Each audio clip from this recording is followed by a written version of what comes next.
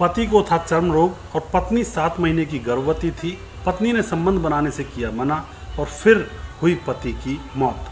आखिर ऐसा क्या हुआ था, इस घटना की पूरी सच्चाई जानने के लिए आप हमारे वीडियो को अंत तक जरूर देखिएगा।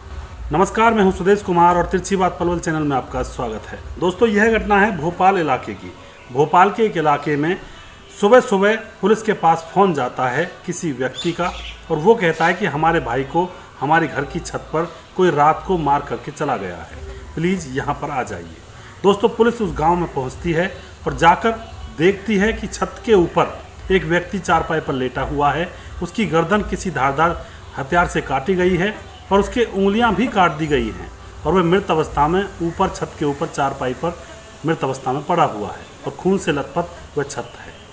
दोस्तों, पुलिस मामले की छानबीन में जुट जाती है। पुलिस उस डेड बॉडी को उठाकर के पोस्टमार्टम के लिए भेज दिया जाता है और फिर पुलिस घर के अंदर पूछताछ करने लगती है। पुलिस उस व्यक्ति के बारे में पूछती है तो घर के लोग बताते हैं इस व्यक्ति का नाम है नीरज, जिसकी उम्र 29 साल है और आज से 1 साल पहले इसकी शादी हुई थी। इसकी पत्नी का नाम नीतू है और नीतू फिलहाल 7 महीने की गर्भवती भी है।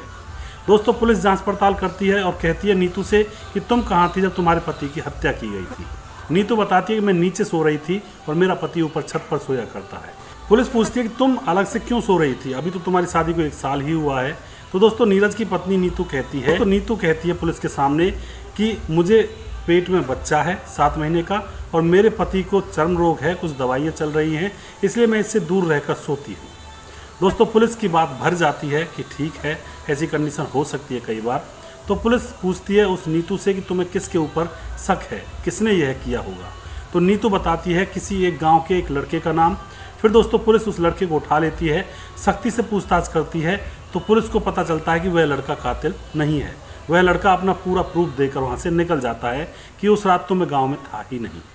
अब दोस्तों, पुलिस फिर से नीतू के पास आती है और उससे पूछती है कि आखिर तुम्हें और लोगों पर किस किस पर शक है। नीतू अब गांव के 9 लोगों के ऊपर अपना शक जाहिर करती है।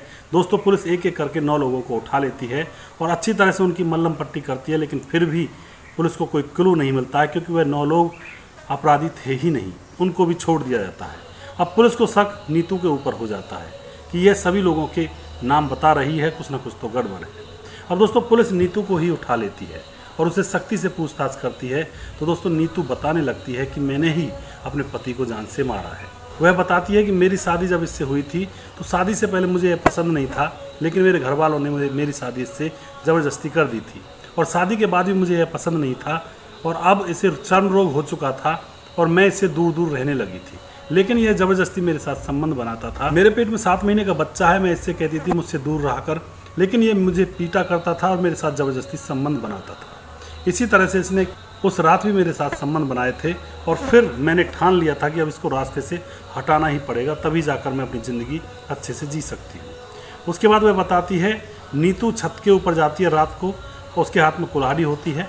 उसका पति हाथों को छाती पर रखकर सोया हुआ था और नीतू जाकर के कुल्हाड़ी से एक ही बार में अपने पति के सर को अलग कर देती है और उसकी उंगलियां उसकी छाती पर रखी हुई थी, उंगलियां भी कट जाती हैं। उसके बाद नीतू अपनी कुल्हाड़ी को पानी से धोती है, उसको दूर फेंक कर आ जाती है और अपनी चारपाई पर सो जाती है और वह सोचती है कि अब इससे मुझे छुटकारा मिल ही गया है। दोस्तों, पुलिस उसको तुरंत अरेस्ट कर लेती है, उसको जेल में भेज दिया जाता है, उसके ऊपर मुकदमा दर्ज किया जाता है। तो इस घटना में आप क्या कहना चाहोगे? क्या किसी जीवन साथी को अगर कोई रोग हो जाता है तो क्या पत्नी को दूर रहना चाहिए?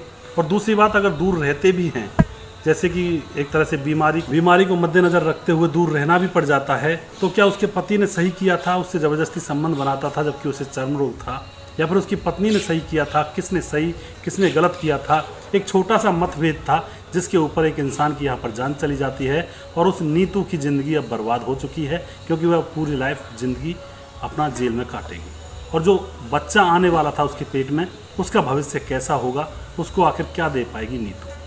तो दोस्तों, आप जो भी कुछ कहना चाहते हैं कमेंट बॉक्स में अपनी राय लिख सकते हैं, लोगों के साथ शेयर कर सकते हैं। ऐसी घटनाएं समाज के अंदर हो जाती हैं, हमें सावधानी से चलना चाहिए, हर चीज़ को सोच समझ कर करना चाहिए, कभी भी ऐसी वैसी मूर्खतापूर्ण बातों को नहीं करना चाहिए। तो दोस्तों, अगर आपको हमारे वीडियोज़ अच्छे लगते हैं, थोड़ा सा भी यहाँ से कुछ सीखने को मिलता है, तो प्लीज़ इसको शेयर ज़रूर कर दिया करें। यह हमारे ऊपर आपका बहुत बड़ा उपकार होगा। नेक्स्ट वीडियो में जल्दी फिर से लेकर आऊँगा किसी सच्ची घटना के ऊपर। तब तक आप खुश रहें, सावधान रहें, रिश्तों की अहमियत को समझें। जय हिंद, जय भारत।